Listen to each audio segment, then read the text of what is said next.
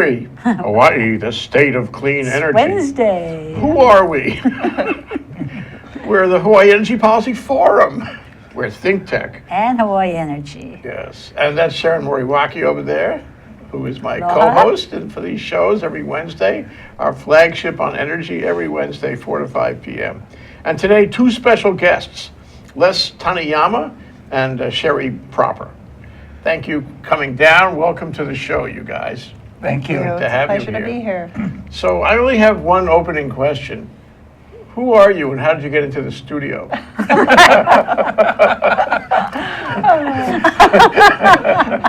She twisted our arm. I'll step in on that. Les is the Vice President for International Facilities Management, International Facilities Management Association, that's IFMA. And if you look at his shirt, you will notice that it's a dead giveaway, IFMA. And Sherry is the Director of Strategic Initiatives at the University of Hawaii at West Oahu. Whoa. Okay, we're going to talk about the status of clean energy, the workforce, and talk about projections on its growth.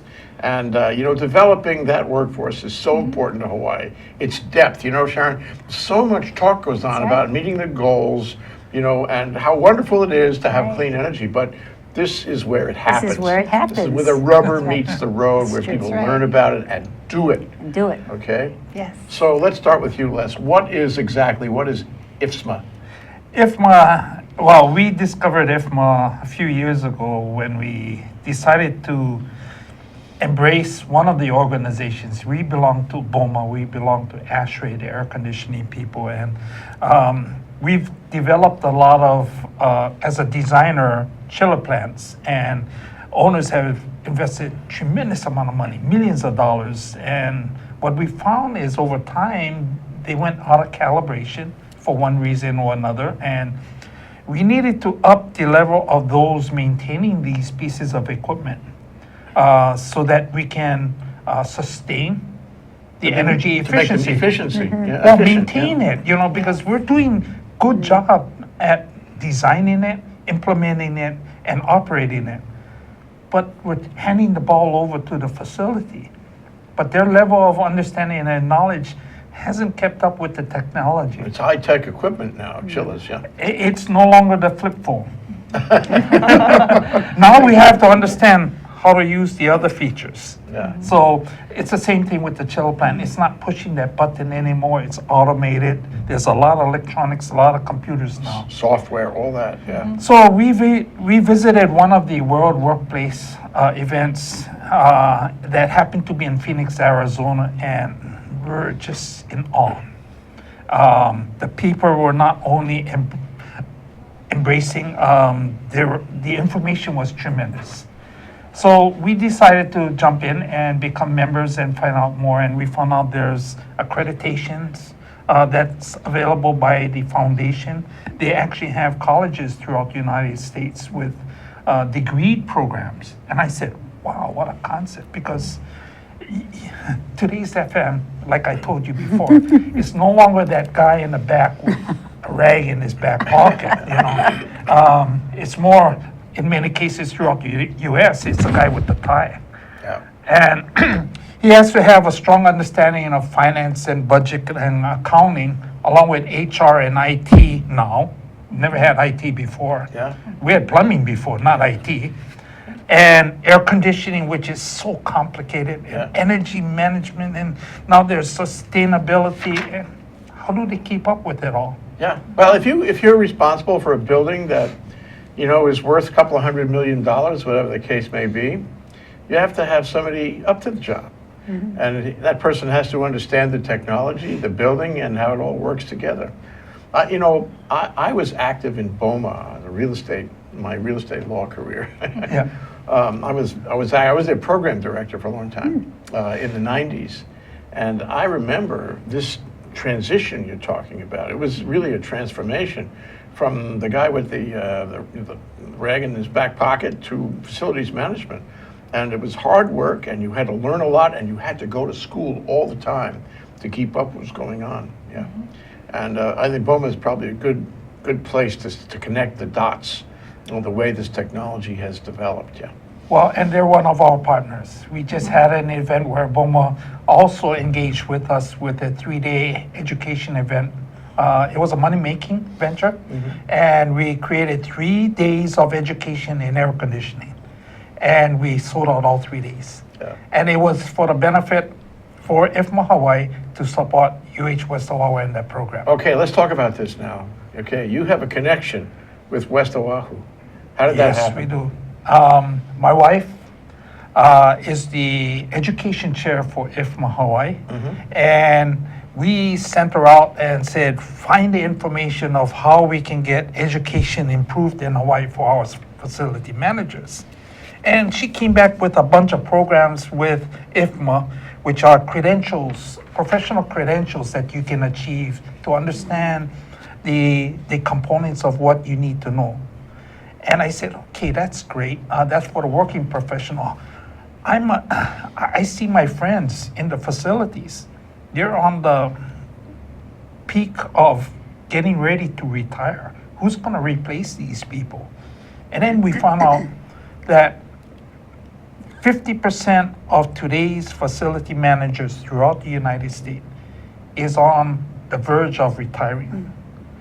How do we fill that gap? Like now, we can't wait another 40 years of them working their way through the right, ranks from to the where they bottom are up. today. And what are we going to do? Sharon, how busy are you? So she recruited me. She said, let's teach them. So she brought back information about IFMA's academic program that has been implemented throughout the United States. At that point, we had only 9 programs in universities giving baccalaureate degrees in facility management. So, Number 10, by the Wow. way. okay, That's great. fast forward to West Oahu, a Yes. brand new big campus. Lots of buildings, lots of facilities, lots of issues around efficiency, and you're here with us to talk about it. Yes. So what does this deal mean to you, Sherry? Well, when Les and Jan convinced me to attend one of those IFMA World Workplace conferences, and I was able to see firsthand how this career field is really evolving and changing, and knowing how UH West Oahu is also evolving and changing, I thought this is a really tremendous match. We're in the business of educating people, and this is a great need here in Hawaii. And a little bit more research really opened my eyes to see just how big of an issue it is. In fact, the IFMA organization did a survey a few years ago, just a couple of years ago, of 4,300 facility managers worldwide from 45 different countries. And interestingly, the average worker in that group, among that group of over 4,500 people, was 45 and a half years old. So, and There's hope yet. and that survey also showed that 83% of the people holding those jobs had a college degree. So that's where the industry tells is you a going. lot, yeah. That says a lot. And then another journal article that was done around the same time, just a couple of years ago, also indicated that there is a shortage of people preparing themselves to fill those jobs. So I worked with some of our extraordinary faculty, and we have... As opposed to the other kind. Well, no, they're all extraordinary. They're all extraordinary faculty at UH West Oahu. I'm referring to the ones who have extraordinary expertise in this area. She can get away with yeah,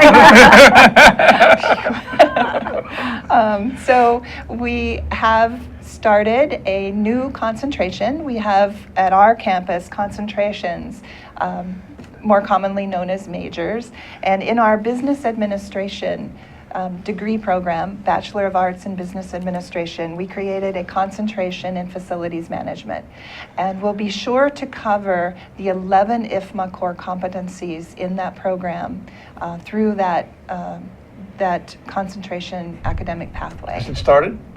It starts this fall. Ah. Yes. Yes. Okay, so I can sign up. Do I have to be a matriculated student going for, yes, I do. Tell me about Well, it. that's a very good question, and if you want a bachelor's degree, you do have to matriculate, but we also have another option for working professionals, and that is the IFMA credential certifications that Les mentioned. Or you can get both. You can get both, and we will definitely encourage our students to do the professional certifications in You know, addition to getting a degree. I've heard it said that in industry, the certificate is at least as important as a degree. Yes. So if you get both, whoa. Yeah, exactly. Well, very exciting. But you know, when we sort of scoped the show out, we thought you would tell us about, quote, the problem, end quote. So who wants to go first? Well, the problem is we don't have time. We got to panic about this issue about educating our people. Today's facility manager and I'm speaking generally, is not adequate, in my opinion. They need to understand so much more. We need our engineers that design the systems to be more adept at doing energy efficiency Yeah. designs. Yeah. Because understand, they're not the people in the ditches like I am, figuring it out and understanding why it's inefficient. They're in their ivory towers doing a lot of the designs, but we're trying to educate them, and they have responded. And they have to give you an interface that you can understand. They have to make a screen that anyone can understand. And But understand, Jay, to make it much more efficient, we're demanding about efficiency. operate. Yeah, There isn't a simple way of making it simple. yeah, okay. So it requires at least iPhone 4 technology understanding to operate the iPhone 6. Yeah. Does that make sense? Yeah, well, I have a certificate in that myself. All right. So uniquely, we're operating chill plants off of my iPhone 6. Is that right? Wow, you heard it here on Think Tech. This is really important. And There's if a you- $1 million chiller plant. The thing has got, it's 5 stories tall, and it holds hundreds of thousands of gallons of water. Okay, and you operate over a cell phone. I love that. And just to make it clear, if you're not nice to me today, I actually can operate this building's floor air conditioning. Sharon, you heard her say that. Ah, you better be nice to him. Okay, so we have a generation, if you will, of facilities managers who have come into facilities management from plumbing. In other words, they were the first generation to have to operate these complex systems and buildings. And now we have to make sure that they're caught up with the technology that is happening today. Is that it? Exactly.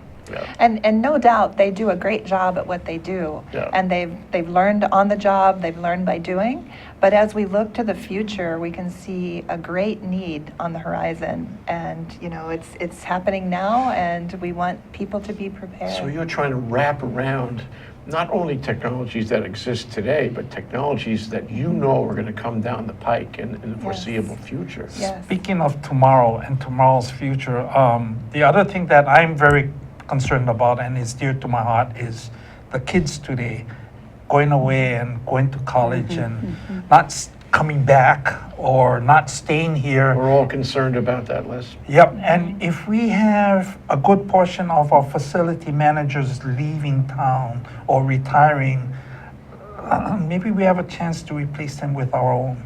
It's a good career, isn't it? Absolutely. Excellent career. And I'd like to engage Sherry to speak about the different pathways. And I think it's remarkable what you can come out of this program with multiple options. I mean, Yeah. unbelievable options. Okay, so in the next segment of our discussion then, right after this break, we're gonna make me a case study. Okay. I'm gonna be a student in your program, and you're Okay. gonna tell me about the options, the pathways, what I can learn, and how much moolah I can make when I get out. Don't forget that. Okay. We'll be right back after this short break. You're watching Think Tech Hawaii, offering lifelong learning from passionate hosts and fascinating guests ready to explore and explain Hawaii's place in the 21st century. Great content for Hawaii from Think Tech. Hello, I'm Stephen Katz, and I'm the host of Shrink Wrap, which comes to you live every Tuesday at 3 p.m. on thinktechhawaii.com, and then it's repeated again whenever you want if you go to the website. On our show, we will be talking to all different kinds of therapists, psychologists, psychoanalysts, psychiatrists, people who talk about the mind, the brain, and about different ways to find happiness. I myself am a marriage and family therapist in practice here in Hawaii, and I hope you will join us because I've got a lot to learn, you've got a lot to learn, and it's a great ride. Thanks a lot. See you soon. Bingo, we're back. 4 o'clock rock here in Hawaii, the state of clean energy, with my co-host Sharon Moriwaki of the Hawaii Energy Policy Forum, and Les Taniyama, who's the Vice President of the International Facilities Management Association, Hawaii, and Sheryle Proper, who's the Director of Strategic Initiatives at the University of Hawaii at West Oahu. What a group, eh? Okay. So, we're going to have a case study. Okay. I am 40. Oh, God, if I could be 40 again. I am 40. And I've been doing stuff, but now I have decided, I watched this show actually, and I've decided I want to go into facilities management, maintenance, whatnot. And I come to you, Sherry. I find you. I wend my way through the campus there, and I find you. And I say, Sherry, tell me about my options. Okay, great. Well, you have several options. If you are pursuing a degree pathway, right now we have the Bachelor of Arts in Business Administration with a concentration in Facilities Management. That will include coursework in several key areas, primarily in business, but also some elective courses in engineering and industry-specific technical needs. That program is kind of like our cornerstone program. We also are working on kind of a flip option that would be particularly attractive if you have an associate degree from one of the UH community colleges in a related. So I can get credit for my time in say KCC or something. Absolutely, absolutely. So that other option that we're working on, it's not available yet, but we hope to have it in the future, would be a Bachelor of Applied Science with a concentration in facilities management. So that would be more required coursework in the hands-on area with the electives in the business.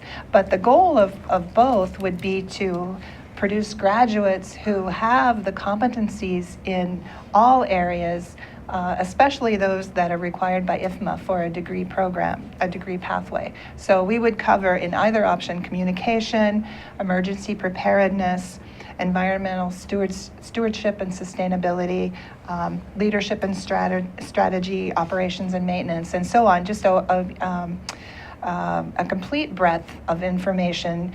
That really fits our school because our programs focus on the liberal arts with professional and applied disciplines. So it's essentially a liberal arts program, but it's weighted toward science. Well, and with a lot of applied focus as well. Yeah. So another option for you, though, is this is pathway number B. Yeah. Yes. So if you're an existing professional and you just want to learn more about facility management and get that breadth in a different way, we will be offering the IFMA professional credentials as a Facility Management Professional, FMP, and the SFP, Sustainability Facility Professional. That's the certificate you guys were talking about before? Yes. And through the wonderful support of sponsors and supporters like IFMA-Hawaii and Hawaii Energy and the Office of Naval Research and the Train Corporation, we'll be able to do our first one of those this fall. And what I'm being told by industry folks is that they really want us to do the SFP, Sustainability Facility Professional, first. Because that's where the need is greatest. That is where the need is greatest, and that has a very strong focus on clean energy and energy conservation, and will teach people how to conserve or consume less energy in their facilities, how to use more renewable sources, how to be more socially and environmentally responsible as you manage the facility. And so we're really excited about that. We'll be offering that in the fall. The prerequisites? Not for the professional credential option. Okay. How long does it take me to get the professional credential option? About 40 hours of coursework. What is So- That's three semesters? no? Well, no, sorry, not credit hours, but clock hours. So, Okay. so that's like a, just an standalone course that we will probably offer on a Friday, Saturday, 3 Friday, Saturdays Oh, in the okay, fall. so it's one semester, essentially? Yes, yes. Do I have to work hard? You do, of course you do. Do I have to take tests? There will be a test in order to receive the actual credential so that you can put SFP after your name. Okay, and will there be homework? You will have some homework. You can't go to college without some homework, but Will there be field trips? we're working on that. We have a number of industry folks who would welcome students to come to their Will facility. Les and be see. involved? Will he be teaching? Because if he's not teaching, I'm not sure Undoubtedly I want he'll be this program. involved. I need him to teach. Undoubtedly, he will be If you involved. come, I will come. Okay, all right. I give you my word. So, can I get a scholarship? We are working on that. Answer is yes. That's one of the focuses we had this past week, and resounding response from not only BOMA, you mentioned Yeah, BOMA, yeah, yeah. they supported us by allowing their people to be invited to this 3-day event, along with ASHRAE, which is the Air Conditioning Engineers Yeah, Association, yeah. and we got PAMCA. PAMCA is the Plumbing and Mechanical Contractors Association, the union that installs equipment. Because Greg Sericako told me in a wonderful email, said, we install all this equipment. Shame on us if we don't learn about what we're Follow doing. up, yeah. Yeah, I mean, we want to be part of the solution. Is Well, what let he me said. ask, is this the kind of program, either pathway A or B, that a union person or a union would like to see its members attend? Yes, because, from cradle to grave, in all aspects of energy efficiency, Yeah. it requires, whether it's the operator and user, but also the designers and the installers, to make sure it's done correctly and, give reason why and purpose to what they're doing. Now, you mentioned, field trips, and I guess how can you appreciate the vagaries, the technical issues in a large property, a large facility, unless you go to see them? Exactly. It can't be,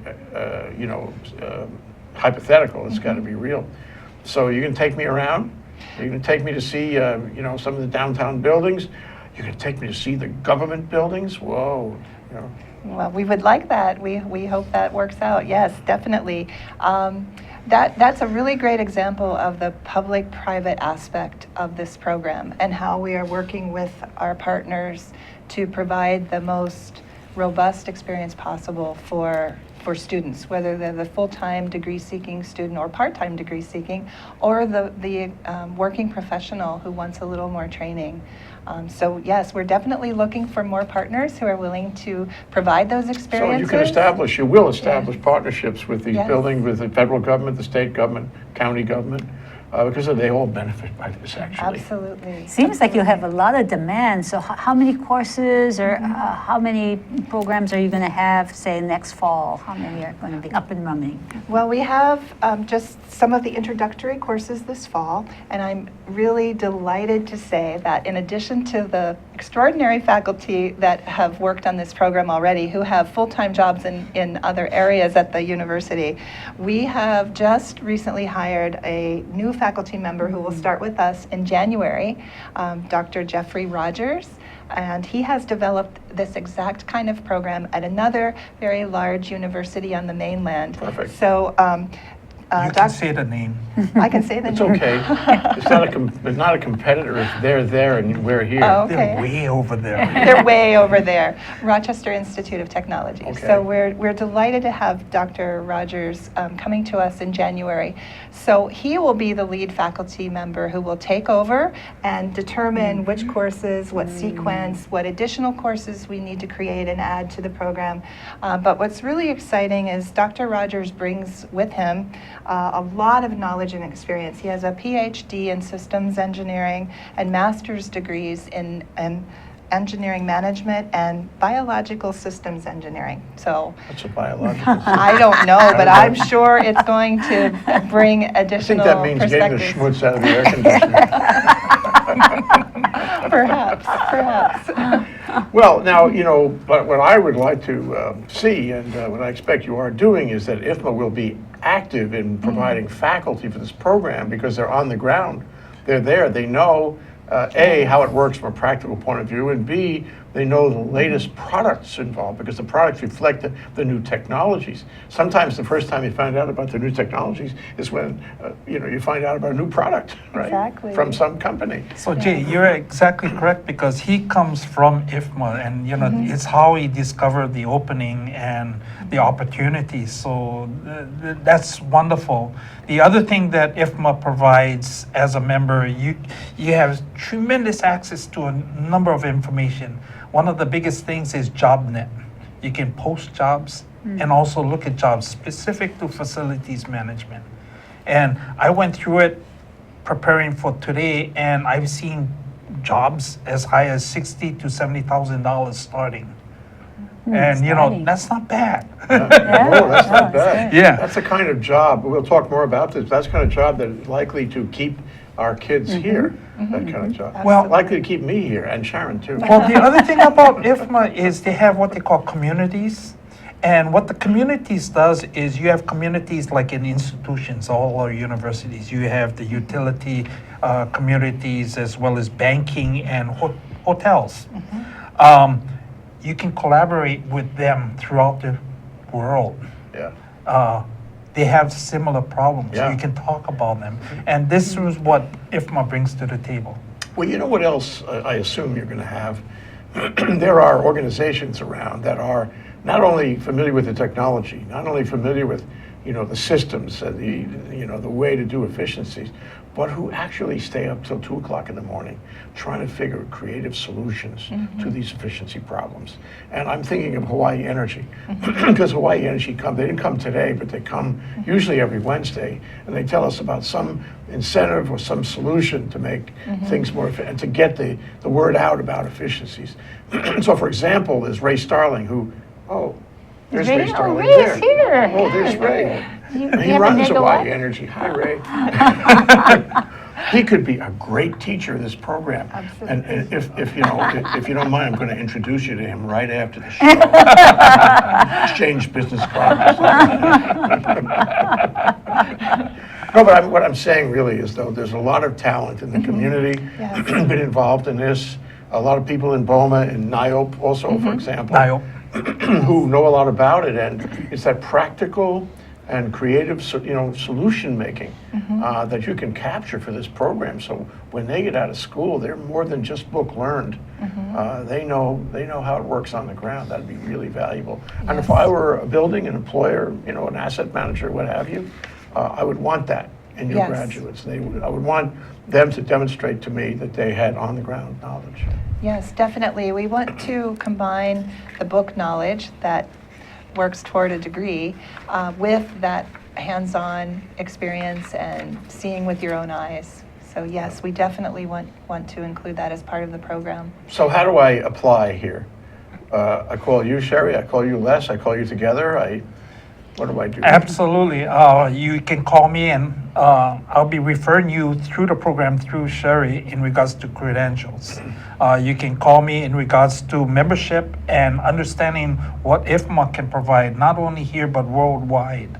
When I speak of worldwide, I'm talking about bringing information worldwide to you and sharing to the That world. raises such an interesting point. We always talk about trying to hold the kids here, the graduates here. But this program would also train, because these are national, international issues. These technologies, this need for efficiency, the whole energy revolution, it's international. Yes, So it sure I get is. my degree from you. It's not just that I can work here on Bishop Street. I can work anywhere. Yes. The world is my oyster, and you've made that possible. I'm really feeling good about this. Jane, thank you. let me see if I can stimulate something a little further. There's another campus within a campus at West Oahu. Maybe Sherry can talk about that. Yeah, right after this break, Sherry, we're going to reveal the campus within the campus, the lesson that sounds within the lesson, interesting. the technology within the energy within the energy. We're going to be right back, you'll see. Aloha, how you doing? Welcome to Hibachi Talk. Gordo the Texar here. We're here every Friday from 1 o'clock till about 1:45, and we talk tech with many, many great guests. I got Andrew, the security guy who helps me co-host, and I got Papi Chulo who comes in once in a while to help us through the show. So please come join Hibachi Talk every Friday. Angus will be here too. So remember, like we say at the end of every show, how you doing? Aloha, namaskar, and hello. I am Anu Hittel, and I host a show on climate change. It's called Climate Change Beyond Outrage. And in it, we go beyond outrage to look at solutions to global climate problems facing people, nations, and the world. Join me every Tuesday at 1 o'clock Hawaii Standard Time. Aloha, namaskar, and goodbye. We're back, we're live, and one point came up in the break. You know, the breaks are actually terrific. They're the best part of the show, and I'm so sorry you can't watch the breaks. But, you know, you get to be an expert. You have a degree or certificate or post. That makes you an expert in court. You can go down and testify in cases and controversy involving energy efficiency issues. And you make big bucks doing that, too. Hourly rates are astronomical. The lawyers themselves are jealous, yeah? Okay, now to the serious stuff. Okay, well, This is the course within What the is course. this? The Well, campus within the Campus campus. within the The campus campus. within the campus, okay. Well, one focus of this program, whether it's the academic pathway or the professional certification, is the triple bottom line, paying attention to the social aspects of managing facilities, the environmental aspects, and the economic aspects. And in order to do that well, you really need to understand each area. And for the social aspect, it's who are the occupants, what are their needs, and so forth. And so Social engineering, if you will. Social engineering, yes, yes. And we're just really privileged to have right next door to us at our campus, Hawaii Tokai International College. And we've been doing a lot with them in all kinds of areas. But, you know, that's just one example of bringing another cultural perspective into managing facilities. And, for another example would be we're very close to Alvani and Koalina hotels. And so we have a lot of visitors from around the world in that area of the island. And so part of managing buildings is really paying attention to people, place, and to the planet. So yes, just bringing all of those perspectives together and looking at the job from a really high level perspective and paying attention to all of those things, not just what I need to do today, Oh, right. but the bigger picture. So it's, first of all, it's doing the job, but second of all, it's advancing the interest of the owner of the facility. And third of all, it's the community, it's the greater good. Yes. You know, it's energy in general, energy efficiency. We all want that, and to Yes. do that advances the greater good for the community. Also, it makes, I think, for the worker, it's not just pressing a button anymore. It's, I want to do this better. And so, you know, it's constant lifelong learning, I think, also. It's a great career because you know that what you have at the time you get the degree or certificate is one thing, that's static, but you know this is going to change. Technology now changes so much faster than it did before. You know your career is going to be rich in that kind of change and that you'll always be employable. Yes, yes. You know, it's very interesting that you mentioned that. If you do a search for facility manager or property manager jobs, it is amazing what they list as the responsibilities now and how that has changed from just 10 or 20 years ago. And I actually did that in preparation for the show. And just, you know, random jobs will You want a pencil right this down? they'll list things like Give you a copy. plan, direct, and supervise loss prevention maintenance, special building maintenance projects, ensure energy efficiency in all operations, reduce energy waste, develop and implement strategic plans, manage employees, emergency management and disaster plans. I mean, yes, you talk about job security. If you have some knowledge in all of these areas, you're going to be highly employable. Yeah, and it gives you a jump. In other words, Yes. it's not like you're spending 20 years on the ground, doing, the basic mechanics. now you're kind of an executive in this, and then that's supports the notion of employability everywhere. You become the person entrusted with the property. This is very valuable to the owner. Yes. It's critical to the owner that he can feel good, sleep well at night, that his property is being handled properly. But so all this translates to big bucks, right? So what kind of money can I make coming out of the program, eh? It's okay, nobody's listening. Well, as Les mentioned, a lot of the jobs will show starting salaries in the 50s to 60s, and with pretty rapid rise in salary increase. So IFMA shows some statistics that almost 100% of all graduates from the facility management degree program gets hired. Most of them get at least 4 offers. So 100% is a nice number. Yeah, that's pretty good. And it's not only here, it's elsewhere. So you have choices. Well, speaking of choices, there's a reason why the percentage is so high in regard to hiring. It's because we have multiple inward paths, we also have multiple pathways out to different areas. So even if you're not the head honcho facility manager, there's IT departments that is a facility Specialties, manager, right. landscaping, security. All that's within the program, right? Yes, so you're coming Yes. out with this vast knowledge and vast opportunities, multiple pathways. Well, one thing that strikes me is that, and people always ask this question now, I mean, it's de rigueur. Can women have the same career as men? Can women make the same money as men? Can they achieve the same level of authority as men? What do you think? I think yes, and I'm sure of it because at the IFMA World Workplace Conference, you see just as many women professionals there as men. So it is really a career that is open to anyone who has the interest. I'll tell you to the do truth, this. when my observation at BOMA, and NIO too for that matter, there were more women than men. They had this kind of mothering instinct about the property. different characteristic.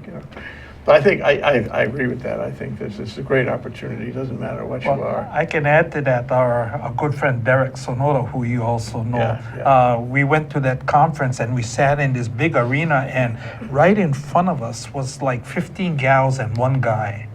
So Derek, being the sociable person he is, asked, "Who are you and what do you do?" He goes, "Oh, we're all facility managers for offices throughout the nation for Sprint." Yeah. And he goes, Wow. "Whoa!" He looked at the guy. "I want to be working with you."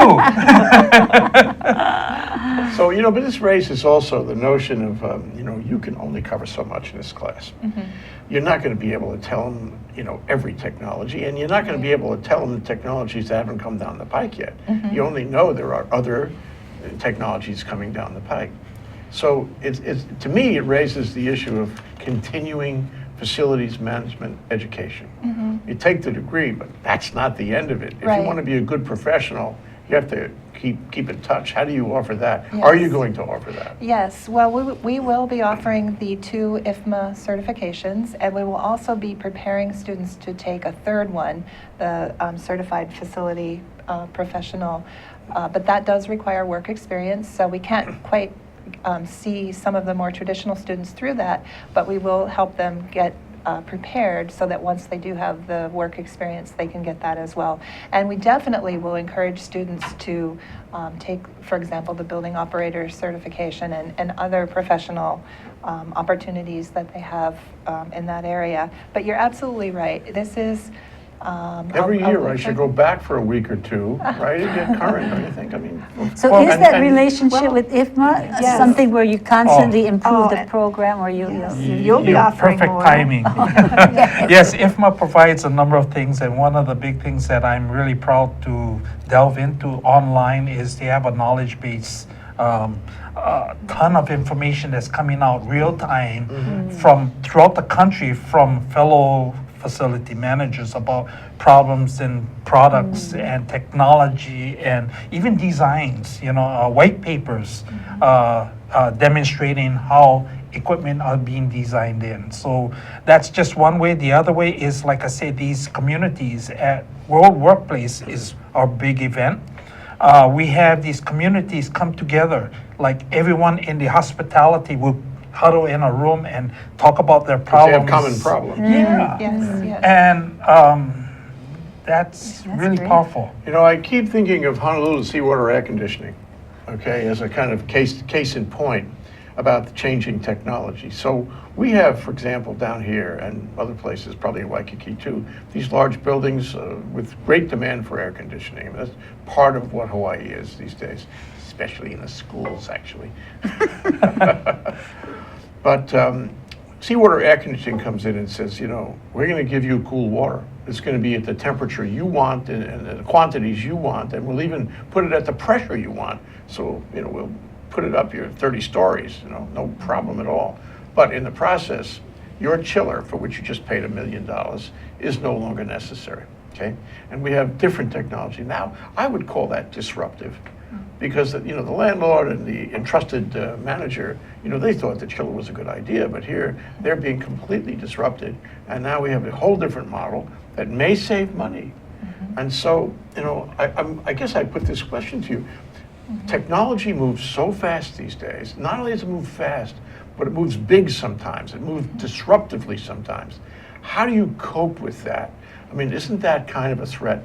I mean, this kind of profession may be subject to enormous jumps in technology and disruptive changes. How do you train your people to be flexible? Well, I think that's one of the benefits of knowing a little bit about many different areas, so that a cost-benefit analysis in a decision like that would include many different aspects, not I mean, just help the owner absolutely with a decision like help that. the There are owner. big bucks involved. Yes, help the owner with that decision by providing more information to make a more informed decision, but also to take into consideration how the various options would impact the stakeholders, Yeah. the occupants, the community, the environment, the financial bottom line, but many Public different policy, too. aspects. Public policy, absolutely. Yeah. This is really an important job, and it's right here. And I guess you see, how many students will fill the room on this? I mean, how many do you expect in the program? Well, it's still early. We're very hopeful and optimistic that it will be a very popular program. It's one of the reasons why we housed it in our business administration division, because that is already our largest division at our campus. So it's in a good place, and we will leverage the existing courses that we have in business administration to move the students into facilities management. So I don't have a good, the exact answer I think yet, you're but going to be famous. I You think two it will of be us, I think you're popular. both gonna be Yeah, I think this will be a good program. Sharon, we have 1 minute to close. Can you wrap up for us? I think that the model that they're presenting is for clean energy, energy efficiency, but it really is a model for all the new workforce, that we're really developing a different way of thinking, flexible workers, and clean energy is that industry that's new, so they're able to test it. But I'm just so happy and pleased that this partnership emerged, and hopefully many, many more. And we're looking for more partners who are willing to offer internships to students and to work with us on the development of this program. And my email is sproper@hawaii.edu. Got it. And we're at ifma.org if you want to find out more about IFMA. And we also have a local website which explains everything that we're doing locally at ifma-hi.org. I knew you'd say that. Les Taniyama, Sheryle Proper, thank you so much for coming around. Thank you. Aloha.